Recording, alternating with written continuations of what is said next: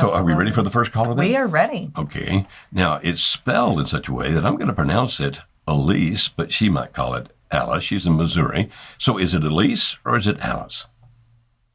It's Alice. Thank you so much for having me on the show. I'm very happy to have you, Alice. How may we help you? Okay. My husband and I have been married for 11 years. I am his fifth wife. I waited 5 years before marrying him. I lasted 7 years longer than any of the others. Wow. Usually his last two wives were 15 years older. His mom left him when he was about 5 and didn't return until he was a freshman in school. We've had a lot of fights and stuff, and he is a severe alcoholic, drinking anywhere from 27 beers in 9 hours, and now he's turned to whiskey. Wow. He has moved downstairs and states that he doesn't want to be married anymore. He doesn't want to do this anymore. And I have been working on the pies. I have tried to control my behavior, but I'm the type of person that I do not put up with things that are unethical, illegal, that type of stuff, like drinking and driving or whatever the case may be. He has continually lied to me about everything. He made 3 times his normal pay in a month and has spent like $6,400 on nothing. And I'm just like, I don't know what to do. He says he loves me. He will always love me, but he can't do this anymore. He'll never kiss me again or hold me, and help. Okay, Alice, when he says he can't, says he can't do this anymore, do what? What is it he says he can't do anymore?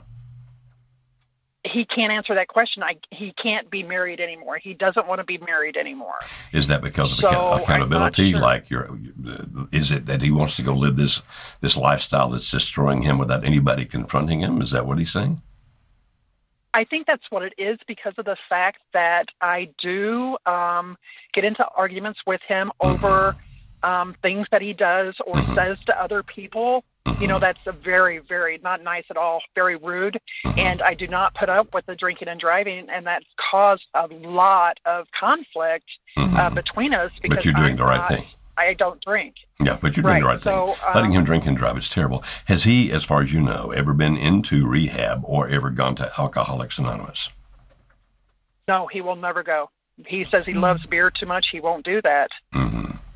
And so has anybody ever tried doing a real official intervention with him, as far as you know? No. Okay. Are there people in his world that have influence with him, that have some way to well, I'll just leave it at influence, that would be willing to do an intervention to get him to go either into rehab or AA? Are there any people like that? I have talked to his father about this, and basically his father's like, hey, he's a man, he's an adult, you know, he'll do whatever he wants to. I have no influence over him. And it's like, but you're supposed to be the role model here to help take care of him so that, you know, he doesn't hurt himself, do something like that. And my husband has absolutely everything he could possibly want. You know, and I've bought it for him, tools and stuff. I've always tried to be loving. I've always been very supportive of him, and I just don't understand. I think, and two of my questions that I had wanted to ask was, he does not take responsibility for his actions that he does, and he likes to blame me for stuff, or he'll turn it around. I guess it's gaslighting.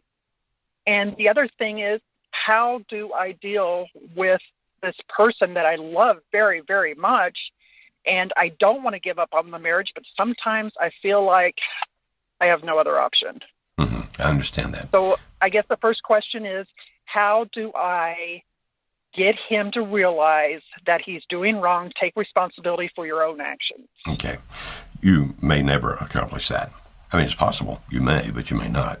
Understand that no matter what we say to another person, no matter what we do, he, in this case it's a he, it could be a he or she, he always gets to make the final choices.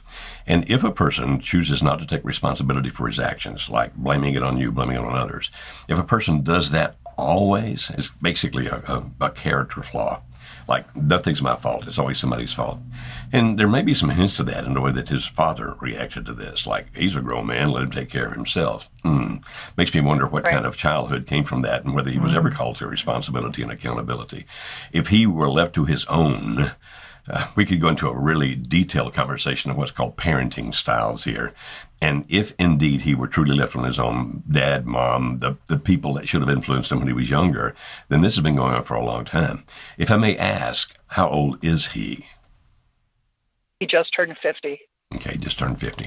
And so, Atlas, as we look at this, we understand two things. One is you cannot make him become responsible. He is responsible. We know that. But you can't make him accept that responsibility. I would suggest the following. That you, first of all, go to our website, Marriage Helper, that's Marriage Help ER, marriagehelper.com. And when you do so, look for the intervention page. Kimberly, on our new website, I know we just redid it, is there still a search feature there where people can type in intervention on it? Okay. Caroline is saying yes. Caroline's right over there, and Caroline, she knows all about that website. She's worked on it intently. And so go there and look for intervention. It'll lead you to a page. There are 2 45-minute audios, and there's also a PDF that you can download. And it's based on the Alcoholics Anonymous system of how they do interventions. And I recommend that you look at it. Now, it's broader than just alcohol, because when people call us, sometimes it's infidelity. I mean, there are a lot of other things. Sure. Download that, read it. And if there are people in this world, and it may not be Dad, as a matter of fact, it sounds like it won't be Dad, but if there are other people in this world that have influence over him and that can affect what he does, then you call those people together, you get them to read those documents, and you have them then practice, because people that don't practice never do it right.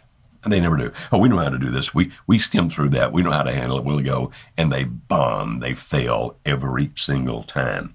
It's actually a point of arrogance to think we don't need anybody to tell us how to do this. We can do it. That's just arrogant. Understand that there are people who are experts in this, and the AA people are those experts, and that's where we first got that model and modified it a little bit to make it broader than just alcohol. The second thing you need to understand in this is Alice, is this. You will make a decision as to whether you continue to live with him or not. If indeed no intervention can take place, or if it takes place and doesn't do any good. If you can't get him into AA, if you can't get him into rehab, those kinds of things, and he's still drinking like this, then you have to make a decision, do I live with him and tolerate this, or do I move away from him to let him know I'm not going to be here to watch you kill yourself, nor am I going to be here to watch you kill other people. Now, we are pro-marriage. We're not for divorce.